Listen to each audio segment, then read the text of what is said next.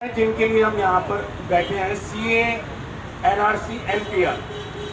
NRC के लिए home minister ने कहा कि अभी फिलहाल हम नहीं ला रहे। फिलहाल नहीं ला रहे हो, ये तो हमें भी मालूम है, इतना दबाव में हो कि अभी नहीं लाओगे, लेकिन फ्यूचर में ला सकते हो, इसमें कोई शक नहीं। खैर जब आएगा उसे तब देखा जाएगा। सीए ये ला चुके हैं। मेरा जो पर्सनली, अगर मैं अपनी बात बताऊं, मेरा जो असली कंसर्न है वो है एनपीआर। एनपीआर सबसे खतरनाक है। हम लोग समझ नहीं पा रहे हैं बेसिकली अभी एनपीआर। हमें लग रहा है कि सिर्फ जनगणना है, सेंसस है, जिसमें थोड़ी सी इंफॉर्मेशन ज़्यादा मांग ली गई है, लेकिन ये जो थोड़ी सी इंफॉर्मेशन मांगी गई है, इसी में उन्होंने अपना खेल खेला है। वो थोड़ी सी इंफॉर्मेशन सबके पास नहीं होगी। मेरे फादर का बर्थ सर्टिफिकेट, मेरे दादा का बर्थ सर्टिफिकेट नहीं होगा मेरे पास, तो उससे नुकसान क्या होगा जब मैं वो नहीं दे पाऊंगा? मैं आ जाऊंगा सस्पेक्ट की लिस्ट में। मुझ पर शक होगा कि मेरे पास ये चीज़ें नहीं है, तो पता नहीं मैं हिंदुस्तानी हूँ या नहीं हूँ। तो जब एनआरसी की लिस्ट तैयार होगी तो मैं ऑटोमेटिकली उससे मुझे ये बाहर रख देंगे। तो एनपीआर असल कंसर्न है, और ये एनपीआर लाने की पूरी तैयारी कर भी चुके हैं। इन्होंने डेट डिक्लेयर कर रखी है, 1 अप्रैल से ये एनपीआर ले आएंगे। अभी जो बजट आया, उस बजट में 4000 करोड़ इन्होंने एलोकेट कर दिए, अलग निकाल कर रख दिए गए हैं। बजट में मेंशन करा है कि ये 4000 करोड़ का फंड एनपीआर के लिए, जो एनपीआर कराने में खर्चा होगा, मतलब उसको ये पूरा तैयार कर चुके हैं। और यकीन मानिए, अगर ये एनपीआर लिया है तो हम हार गए। हम हार गए। फिर हम लोग जगह जगह बात चल रही है, मुहिम चल रही है कि हम पेपर नहीं दिखाएंगे। मेरा पर्सनली मानना है कि ये मुहिम सक्सेस नहीं हो सकती पेपर ना दिखाने। उसका रीजन मैं आपको बताऊं। बिल्कुल हम प्रैक्टिकल बात करते हैं, जमीनी सतह पर। क्या हिंदुस्तान के 100% लोग पेपर नहीं दिखाएंगे? ऐसा पॉसिबल नहीं है। बहुत सारे लोग दिखाएंगे, शायद 50% तक दिखाते हैं, 50% से ज्यादा भी दिखाते हैं। अगर 50% लोग भी दिखा देते हैं तो जिन लोगों ने पेपर नहीं दिखाए, ऑटोमेटिकली वो सस्पेक्ट हो गए, वो शक के दायरे में आ गए कि भाई इन लोगों के पेपर्स में जरूर कुछ कमी है, इसीलिए ये पेपर नहीं दिखा पाए। तो अगर हमें ये जंग लड़नी है सही तरीके से, तो हमें कुछ ऐसा प्रेशर क्रिएट करना पड़ेगा कि ये 1 अप्रैल को एनपीआर लाए ही ना, ये ला ही ना सके। अभी हमारे पास 1.5 महीना है। 1.5 महीने में हमें इन पर इतना प्रेशर बिल्डअप करना होगा कि ये एनपीआर लाने का जो ख्याल है वो अपना निकाल दें या पोस्टपोन कर दें अभी फिलहाल।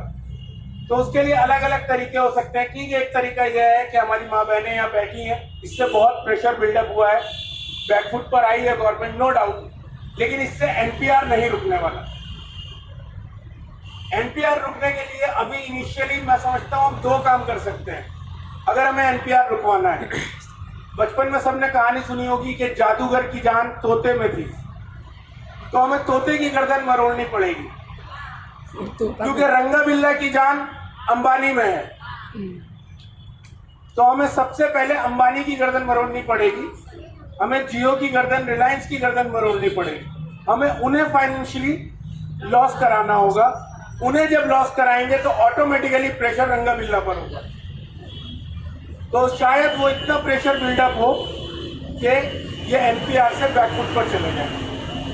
अब वो प्रेशर हम कैसे बिल्डअप कर सकते हैं, उसके अलग अलग तरीके हो सकते हैं। अभी इनिशियली पहले स्टेज पर कल यहाँ तय किया गया कि 11 तारीख को हम जियो के सिम जो हमारे पास है, वो यहाँ पर हम उसकी अर्थी जलाएंगे। सिर्फ बंद करना मकसद नहीं है, अर्थी जलाएंगे इंशाल्लाह। हम यहाँ पूरे हिंदुस्तान में एक मैसेज देंगे कि बाकी जगह भी लोग जलाएं। अगर मेरा 11 तारीख इसलिए रखी क्योंकि अभी 4-5 दिन का वक्त है उसमें।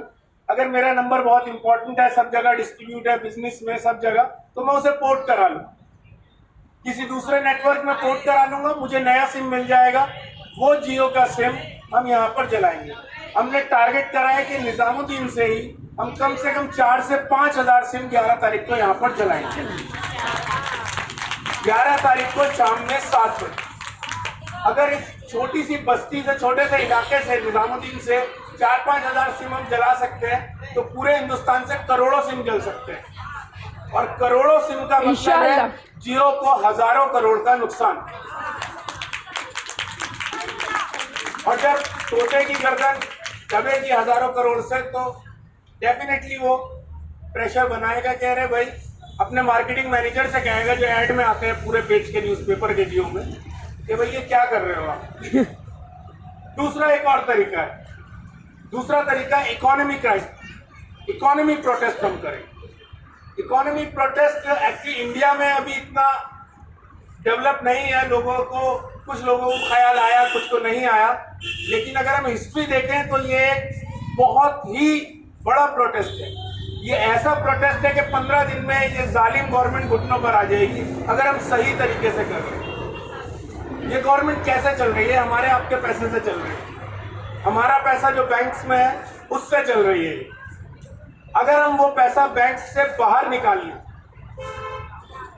आप इमेजिन करिए, सोच कर देखिए कि अगर मेरा नाम एनआरसी लिस्ट से बाहर आ जाता है तो मेरी प्रॉपर्टी, मेरा जितना बैंक में पैसा है, जो भी पॉलिसीज है, सारी क्या होंगी? वो मुझसे छीन ली जाएंगी, तो मैं तो जीरो हो जाऊंगा।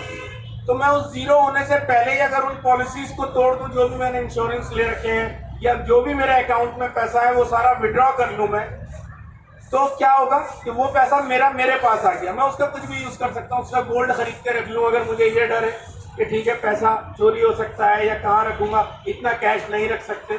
वो बहुत सारे ऑप्शन हैं, अल्हम्दुलिल्लाह सब इतना समझदार है, कर सकते हैं। लेकिन क्या होगा अगर हम वो पैसा बैंक से निकाल लें तो सिस्टम से हजारों करोड़ रुपया सडनली बाहर आ गया, और जब वो हजारों करोड़ रुपया बाहर आएगा तो सिस्टम प्रेशर में आएगा, क्योंकि अभी इस कंडीशन में है सिस्टम के, ये BSNL के एम्प्लॉय को 3 महीने की सैलरी नहीं दे पा रहे हैं। तो अगर वो हजारों करोड़ आ गया तो ये गवर्नमेंट नहीं चला पाएंगे, हमारे पैसे से चलाते हैं। अगर हम वो पैसा बाहर निकाल लें तो इनके हाथ पांव फूल जाएंगे। तो ये एक बहुत जबरदस्त प्रोटेस्ट हो सकता है अगर हम इस मैसेज को फैलाएं पूरे हिंदुस्तान में कि हम लोग इस हुकूमत के खिलाफ, मुल्क के खिलाफ नहीं है, हुकूमत के खिलाफ हम एहतजाज में अपना पैसा अकाउंट से निकाल रहे हैं, अपनी पॉलिसीज तोड़ रहे हैं। हमें इस बैंकिंग सिस्टम पर, क्योंकि कई बैंक बंद हो गए, लोगों का पैसा डूब गया, हमें फिलहाल इस बैंकिंग सिस्टम पर जब तक ये गवर्नमेंट है बिल्कुल भरोसा नहीं है। कल को हो सकता है हमारा पैसा इस बैंक में वो भी बंद हो जाए, तो हम कहाँ जाएंगे? महाराष्ट्र में हुआ, पंजाब एंड महाराष्ट्र बैंक का जो भी 1-2 बैंक हुए हैं इस तरह से। तो इस सिस्टम से पैसा अपना विड्रॉ करिए, जितना ज्यादा कर सकते हैं, सारा पैसा निकाल सकते हैं, सारा निकाल लीजिए, सिस्टम में अपना पैसा मत छोड़िए।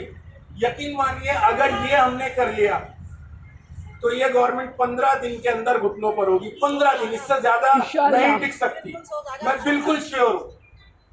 मैंने जितनी स्टडी करी है मैं उस बात से बिल्कुल श्योर हूँ कि 15 दिन में ये घुटने पर होगी। और अगर आपको इसका एक सैंपल देखना है तो हमारे पास में जो भी बैंक है जहाँ पर हजरत निजामुद्दीन के लोगों के ज्यादातर अकाउंट्स हैं, सिर्फ 50% लोग अपना पैसा निकाल लीजिए। अगर बैंक मैनेजर दरवाजा ना खटखटाए सबका तो बात रही, करके देख लीजिए, यकीन करेंगे इंशाल्लाह।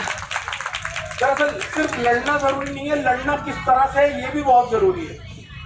यहाँ से जो प्रेशर बिल्डअप हो सकता है बैठ के, वो हो रहा है, लेकिन सिर्फ यहाँ बैठे रहने से काम नहीं होगा, हमें कुछ अलग स्टेप भी लेने पड़े। लड़ाई का तरीका बहुत इंपॉर्टेंट है कि आप किस तरह से लड़ रहे हैं, कहाँ पर आपको वार करना है जिससे सामने वाला। तो इन चीज़ों पर मैं उम्मीद करूँगा कि हम सब लोग अमल करेंगे। मैं आज जाने वाला हूँ अपने अकाउंट से सारे पैसे विड्रॉ करने, एक पॉलिसी है उसे ब्रेक करा, तो बिस्मिल्लाह करिए और 11 तारीख को यहाँ जियो की अर्थी भी कराएं इंशाल्लाह इंशाल्लाह।